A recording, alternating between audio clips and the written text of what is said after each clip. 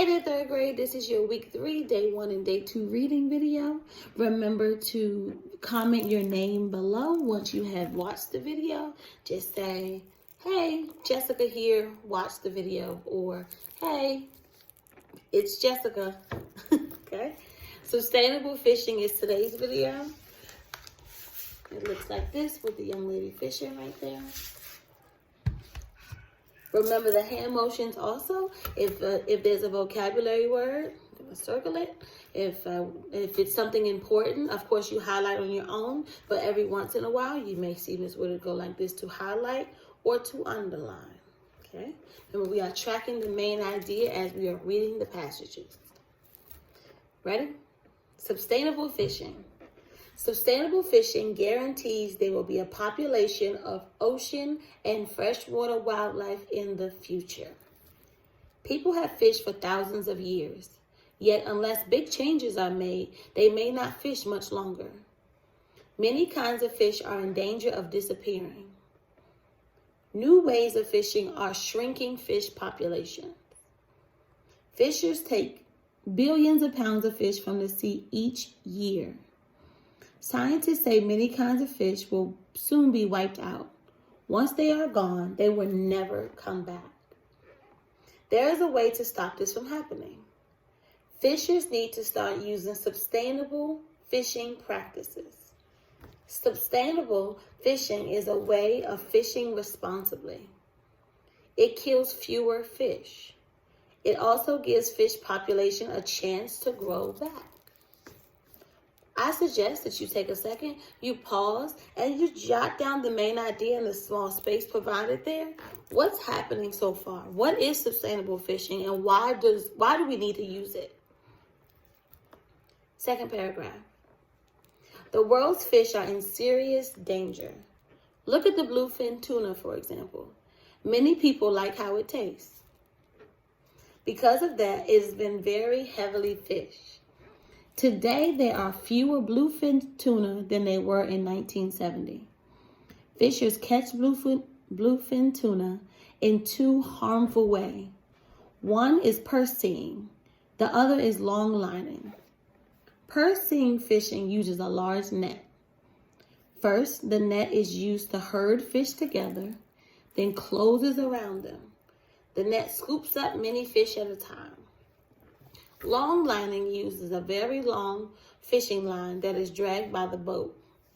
The lines can be up to 100 kilometers or 62 miles long. They have thousands of hooks.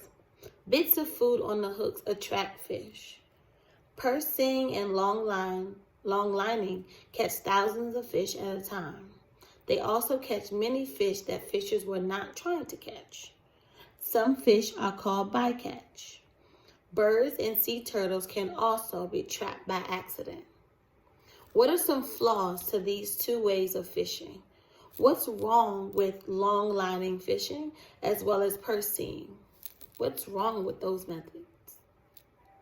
You can pause the video to get that jotted down. Sustainable fishing practices. It's possible to fish sustainably. In some parts of the world, people have been doing it for thousands of years. Today, we can learn from those old ways of fishing. The Tabaguna people of the Philippines are one example. They have been fishing sustainably for many years. The fish in Philippines for particular kinds of fish, or they only fish for particular kinds of fish during certain times of the year. The rest of the year, the fish are left alone. I think that's important. This gives their population a time to grow larger. The Tabagunas also set aside certain areas as protected spots. Fishing is never allowed in this area. When they do fish, the Philippines catch only a small number of fish. They only take what's needed to feed themselves and their community. They mostly use hook and line fishing. Let's take a moment to think. What are something that the people in the Philippines are doing to keep our fish population going?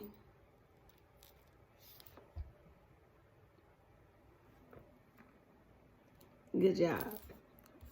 If you ever fish, you probably use a rod and reel.